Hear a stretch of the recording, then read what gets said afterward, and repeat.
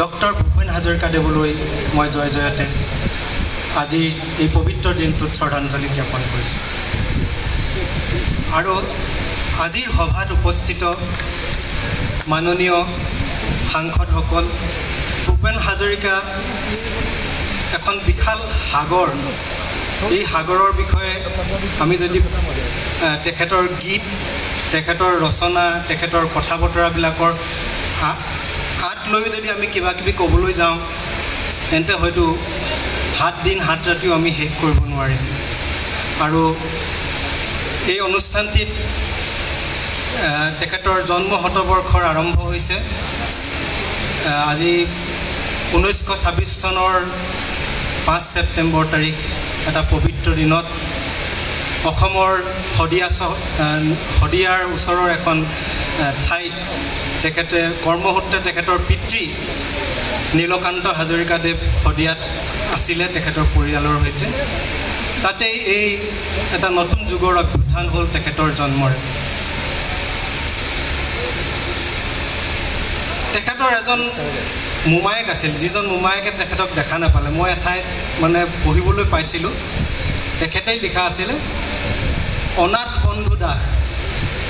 তেখেত এজন গন্ধৰ্বৰ নিচিনা আছিলে। তেখেতে সংগীত শাস্ত্ৰত ইমান বিশাৰদ আছিল, খুব সুন্দৰকৈ তেওঁ গীত মাত কৰিছিলে। তেওঁৰ এটা উজ্জ্বল সম্ভাৱনা বুলি ভাবিছিলে সকলোৱে।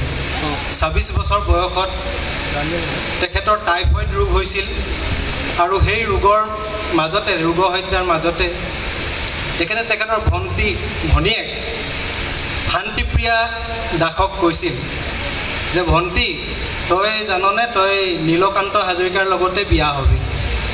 মানে সকলোৱে ভাবিছিল যে তেওঁ মানে যিটো জ্বৰ হ'লে মানে মানুহৰ যিবিলাক ভ্ৰম কয় তাৰ মাজতে তেওঁ কৈছিলে নেকি কথাষাৰ বুলি ভাবিছিল।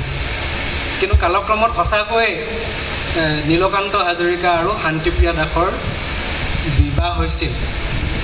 আৰু তাৰপিছত যেতিয়া ভূপেন হাজৰিকাক কোলাত লৈছিল তেতিয়া তেখেতৰ দুয়োগৰাকী আইতাকে কৈছিল অনাথ বন্ধু বুলি কোৱা নাই, অনাথ, আমাৰ অনাথ, এইটো আমাৰ অনাথৰ নতুন জন্ম বুলি কৈছিল। যি হওক বাৰু, আমি এইটো আজি বিজ্ঞান মনস্ক ভাৱৰ আমি লোকসকলে আমি এইবিলাক পৰজন্ম পূৰ্বজন্ম সকলোৱে বিশ্বাস নকৰিবও পাৰে আৰু এইটো কথা খুব প্ৰাসংগিকো নহয়। যি হ'ল মানে যি মূলা বাঢ়িব দুপাততে চিন। এই ভূপেন হাজৰিকাৰ জীৱনৰ প্ৰথম স্তৰৰ পৰাই তেওঁৰ নিজৰ যিটো এটা উদিত সূৰ্যৰ যেনেকৈ মানে আমি মৰ্ণিং শ্ব'জ দ্য ডে, তেনেধৰণে তেখেতে সেইবিলাক প্ৰকাশ পাই আহিছে। আৰু বিভিন্ন জেগাত তেওঁৰ দেউতাকো সংগীতজ্ঞ আছিলে, তেওঁ গীত লিখিছিলে, তেওঁ সেইবিলাক গাইছিলে। মাহীয়েকেও খুব ধুনীয়া মানে সংগীতৰ চৰ্চা কৰিছিলে। সেই এখন অনুষ্ঠানত মাহীয়েকে এটা গীত শিকাইছিলে তেখেতক। মোৰ এতিয়া গানটো মনত নাই। সেইটো আছিলে কটন কলেজ হাইস্কুলৰ যিটো কলেজ সপ্তাহ আছিলে, বিদ্যালয় সপ্তাহ আছিলে। তাত আমাৰ সাহিত্যৰথী লক্ষ্মীনাথ বেজবৰুৱা আহিছিলে বিশিষ্ট অতিথি হিচাপে। তেওঁ সেই গীতটো পৰিৱেশন কৰাৰ পিছত লক্ষ্মীনাথ বেজবৰুৱা ইমান মানে মুগ্ধ হৈছিল। তাৰপিছত তেওঁ লগ পাই পিনি কৈছিলে যে চকীদাৰজনক কৈছিলে, তুমি মোলৈ পানী এঘটি আনাচোন। বোলে পানী এঘটি কি কাৰণে লাগে?